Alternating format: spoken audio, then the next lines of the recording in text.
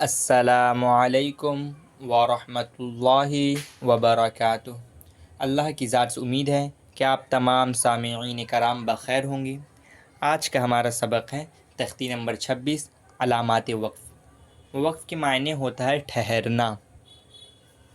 قرآن پاک پڑھتے پڑھتے ہمیں کہاں ٹھہرنا ہے، کہاں نہیں ٹھہرنا، کس جگہ پر ملا کر پڑھنا ہے، کہاں نہیں ملا کر پڑھنا، ہر جگہ پہ الگ الگ علامات ہوتے ہیں۔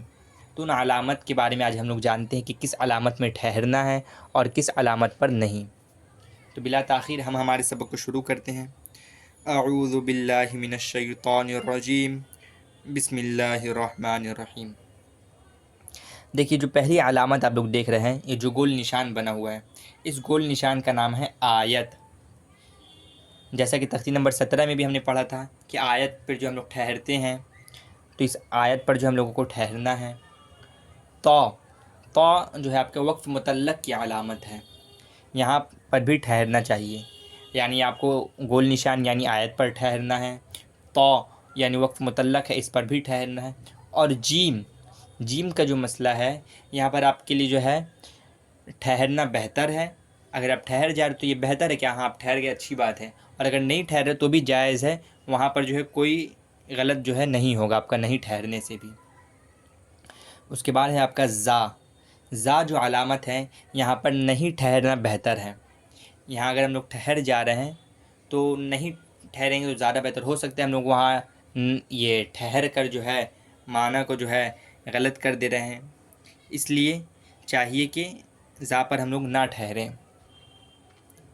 اس کے بعد ہے صاد کا جو معاملہ ہے آپ کا، صاد جو لکھا ہوا ہے، تو آپ کو وہاں چاہیے کہ آپ ملا کر پڑھیں، لیکن اگر کوئی پڑھتے پڑھتے جو ہے صاد میں جا کر ٹھہر جا رہا ہے، رک جا رہا ہے، تو کوئی حرج نہیں ہے، وہ وہاں سے جو آگے بڑھ سکتا ہے، لیکن بہتر یہ ہے کہ آپ جو ہے ملا کر پڑھیں۔ صاد کے بعد ہے صاد لام یا یہاں پر ملا کر پڑھنا چاہیے۔ صاد لام یہاں ٹھہرنا بہتر ہے۔ دیکھیے صاد لام یا اگر اس طرح بنا ہوا ہے تو یہاں ملا کر پڑھنا ہے، اور صرف صاد اور لام ہے تو یہاں پر ٹھہرنا بہتر ہے۔ اور اس کے بعد قاف کے معنی ہے یہاں پر ٹھہرنا نہیں چاہیے۔ قاف کے معنی ہے یہاں ٹھہرنا نہیں چاہیے۔ اور قافہ جو ہے اس کے معنی یہاں ٹھہر جاؤ۔ اس کے بعد اب دیکھیے بہت جگہ جو ہے قرآن پاک میں، کافی بہت جگہ نہیں، مطلب کچھ جگہ جو ہے اس طرح 5 بنا ہوا ہوتا ہے اردو کا، تو اس علامت کا نام جو ہے آیت کوفی ہے۔ یہ بھی جو ہے یہ آیت کوفی ہے، یعنی یہ بھی جو ہے آپ کا آیت جو ہے ہم لوگوں نے یہاں پڑھا تھا، یہ اسی کے حکم میں آتا ہے۔ 5 یہ آیت کوفی ہے، مثل آیت کے حکم کے ہے، یعنی آیت پہ ہم لوگ ٹھہرتے ہیں تو یہاں جو ہے اس پر بھی ٹھہرنا ہوگا۔ اس کے بعد ہے میم جو ہے یہ والا اس طرح جو میم بنا ہوتا ہے، یہ دیکھیے اس میم کا نام ہے، یہ وقف لازم کی علامت ہے، اور لازم کے معنی ہم لوگ جانتے ہیں کہ وہ کام ضرور کرنا چاہیے، یہ وقف لازم کی علامت ہے، یعنی اس پر ہم لوگوں کو ضرور سے ضرور ٹھہرنا چاہیے، ٹھیک ہے۔ اس کے بعد ہے سین یا سکتہ، یہاں کس قدر ٹھہرنا چاہیے؟ یہاں پہ آپ کو جو ہے ہلکا سا جو ہے ٹھہرنا بھی ہے، لیکن ایسا ٹھہرنا ہے کہ آپ کی سانس نہ ٹوٹنے پائے، یعنی رکنا بھی ہے اور بغیر سانس توڑے وہاں پر رکنا ہے۔ اور اس کے بعد ہے وقفہ میں جو ہے آپ کو سکتہ کی نسبت، یعنی سین یا سکتہ میں آپ جتنا ٹھہر رہے ہیں اس سے تھوڑا زیادہ یہاں پر ٹھہرنا ہے وقفہ میں، لیکن یہاں پر بھی سانس نہ ٹوٹنے پائے، یہ بات یاد رکھیے گا۔ اس کے بعد ہے یہاں لام الف، یہ علامت جو ہے آپ کا 2 جگہ ہوتا ہے۔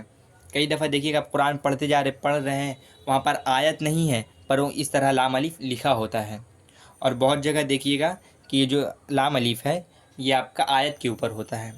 تو جہاں پر آیت کے اوپر نہیں ہے، قرآن پڑھتے پڑھتے آیت کے درمیان میں ہے، تو وہاں پر نہیں ٹھہرنا چاہیے۔ اگر آپ وہاں ٹھہر جاتے ہیں تو وہاں پر آپ کا جو ہے معنی بگڑ جائے گا، اس لیے ہم لوگوں کو لام الف پر نہیں ٹھہرنا چاہیے۔ ہاں اگر جو ہے وہ آیت کے اوپر آ رہا ہے تو وہاں پہ آپ ٹھہرے یا نہ ٹھہرے مطلب نہیں بگڑتا، ٹھیک ہے۔ اس کے بعد ہے کاف کا مطلب یہ ہے کہ پچھلی آیت میں جو علامت آئی ہے وہی علامت یہاں پر بھی پائی جائے گی۔ یعنی مثال کے طور پر کاف کسی آیت کے اوپر ہے، یا کہیں پر جو ہے کاف لکھا ہوا ہے بیچ میں، اور اس سے پہلے والے آیت میں ہمیں دیکھنا ہے کہ وہاں پر کون سا علامت ہے۔ وہاں پر اگر لام الف ہے آیت کے اوپر تو یہاں پر لام الف کا قاعدہ آئے گا، وقفہ ہے اس سے پہلے والی آیت میں تو وقفہ کا قاعدہ یہاں ہوگا، اس سے پہلے اگر سکتہ ہے تو سکتہ کی علامت یہاں پائی جائے گی، ٹھیک ہے۔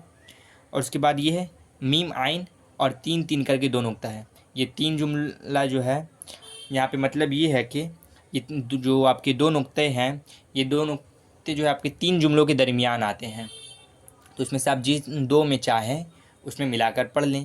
اس کی جو مثال ہے ہم لوگ تختی نمبر 27 میں پڑھیں گے انشاءاللہ، تو اور بہتر طریقے سے ان علامات کی جو ہے ہمیں سمجھ میں آ جائے گی انشاءاللہ، ٹھیک ہے۔